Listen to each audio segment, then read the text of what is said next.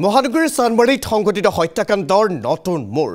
ঠিকাদাৰ বীৰেন তামুলীক হত্যা সন্দৰ্ভত আৰু এজনক আটক কৰা হৈছে ৰোহিণী এপাৰ্টমেণ্টৰ নিৰাপত্তাৰক্ষী কমলেশ্বৰ ৰয়ক আটক কৰিছে আৰক্ষীয়ে বীৰেন তামুলীৰ পত্নী গীতাঞ্জলি তামুলীকো জেৰা অব্যাহত ৰাখিছে আৰক্ষীয়ে 4 ঘণ্টা ধৰি গীতাঞ্জলি তামুলীক সোধা পোছা চানমাৰী আৰক্ষীৰ পূৰ্বে আটক কৰিছিল বীৰেন তামুলীৰ 2 কৰ্মচাৰী 3 বন্ধু ৰোহিণী এপাৰ্টমেণ্টত পুনৰ তালাচী অভিযান আৰক্ষীৰ বীৰেন তামুলীৰ ফ্লেট আৰু কাৰ্যালয়টো আৰক্ষীয়ে তালাচী চলাইছে ৰোহিণী এপাৰ্টমেণ্টত পুনৰ অভিযান অব্যাহত ৰাখিছে আৰক্ষীয়ে ইতিমধ্যে কেইবাজনকো আটক কৰা হৈছে পত্নীক সোধা পোছা অব্যাহত ৰাখিছে মহানগৰীৰ চানমাৰীত সংঘটিত হত্যাকাণ্ডই নতুন মূৰ লৈছে ঠিকাদাৰ বীৰেন তামুলীক হত্যা সন্দৰ্ভত আৰু এজনক আটক কৰা হৈছে ইতিমধ্যে আৰক্ষীয়ে সোধা পোছা অব্যাহত ৰাখিছে ফোনযোগে সংযুক্ত হৈছে সতীৰ্থ সাংবাদিক প্ৰবাল প্ৰতিম ডেকাৰ সৈতে প্ৰবাল সবিশেষ আপোনাৰ পৰা জানিব বিচাৰিছোঁ যেহেতু চানমাৰীত যে হত্যাকাণ্ড সংঘটিত হৈছিল ঠিকাদাৰ বীৰেন তামুলীক হত্যা কৰা হৈছিল এই ঘটনাৰ সৈতে জড়িত থকাৰ সন্দেহত এজনক আৰক্ষীয়ে আটক কৰি সোধা পোছা অব্যাহত ৰাখিছে এফালে পত্নীকো জেৰা অব্যাহত ৰাখিছে আৰক্ষীয়ে সবিশেষ আপোনাৰ পৰা নিশ্চয়কৈ পাৰ্থক্য আছিলে যে চানমাৰী যিটো বীৰেন তামুলী হত্যাকাণ্ডৰ ঘটনা সংঘটিত হৈছিল বা হত্যা কৰা হৈছিল সেইগৰাকী ঠিকাদাৰক সেই ঠিকাদাৰ আছিল বীৰেন তামুলী আৰু সেই বীৰেন তামুলীক হত্যা কৰাৰ পিছত সেই যিটো ৰোহিণী এপাৰ্টমেণ্ট সেই ৰোহিণী এপাৰ্টমেণ্টত সেই গোটেই ঘটনাটো সংঘটিত হৈছিল কোনে হত্যা কৰিছিল কিহৰ বাবে হত্যা কৰা হৈছিল কিন্তু এতিয়ালৈকে আৰক্ষীয়ে কোনো তথ্য প্ৰমাণে গোটাব পৰা নাই আৰক্ষীয়ে বাৰে বাৰে কোনোবা যদি কেতিয়াবা যদি কেয়াৰটেকাৰক তেওঁলোকে আটক কৰি সোধা পোছা কৰিছে তাৰ সমান্তৰালভাৱে এইবাৰ অন্য এগৰাকী লোকক তেওঁলোকে আটক কৰিছে অৰ্থাৎ তেওঁ সেই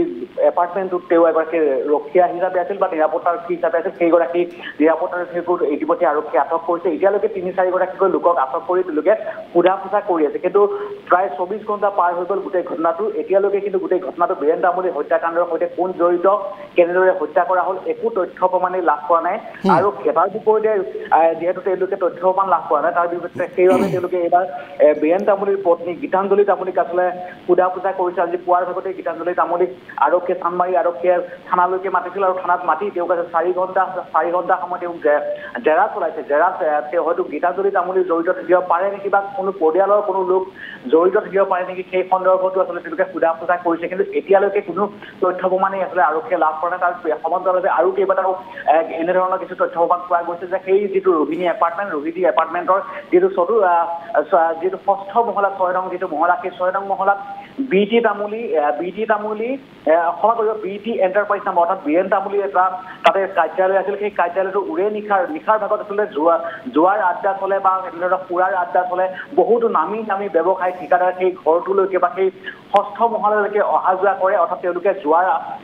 উৰে নিশা তেওঁলোকে আচলতে যোৱাৰ বহে আচলতে তেওঁলোকে তাত সেই যোৱাৰ আড্ডা চলে আৰু সেই হয়তো সেইদিনাখনো নিশাৰ ভাগত তেনেধৰণৰ এটা ঘটনা সংঘটিত হৈছিলে যোৱাৰ আড্ডাতে আচলতে কোনো টকা পইচা লেনদেনৰ বাবে সেইগৰাকী বীৰেন তামুলীক নৃশংসভাৱে হত্যা কৰা হ'ল নেকি সেই সন্দৰ্ভত আৰক্ষীয়ে সোধা পোছা কৰিছে কেইবাগৰাকীও লোকক তাৰ সন্দৰ্ভত আৰু এটা কথা উল্লেখ কৰিব লাগিব সেই চিচিটিভি ভিজুৱেল সেই ষষ্ঠ মহলালৈকে যোৱা যিটো চিচিটিভি ভিজুৱেল বা ষষ্ঠ মহলাত থকা যিটো চিচিটিভি সেই চিচিটিভি যিটো হাৰ্ড ডিস্ক সেই হাৰ্ড ডিস্কটো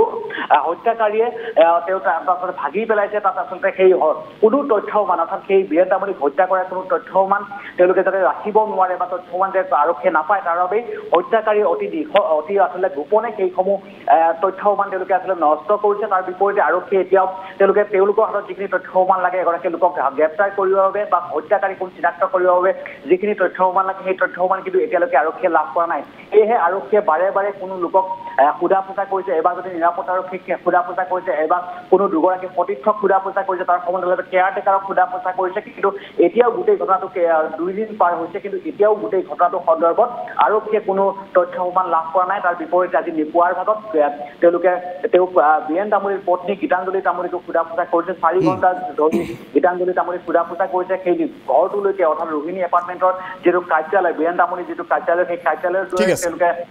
অভিযান চলাইছে কিন্তু এতিয়ালৈকে আৰক্ষীয়ে কোনো তথ্য প্ৰমাণ গোটাবলৈ সক্ষম হোৱা নাই পাৰ্থ ঠিক আছে ধন্যবাদ জ্ঞাপন কৰিছোঁ প্ৰবাল সবিশেষ তথ্যখিনি জনোৱাৰ বাবে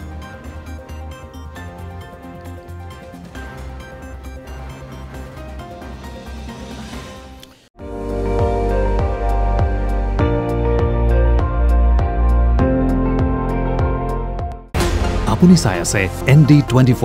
সৰ্বশ্ৰেষ্ঠ নহয় সৰ্বোত্তমৰ দৌৰ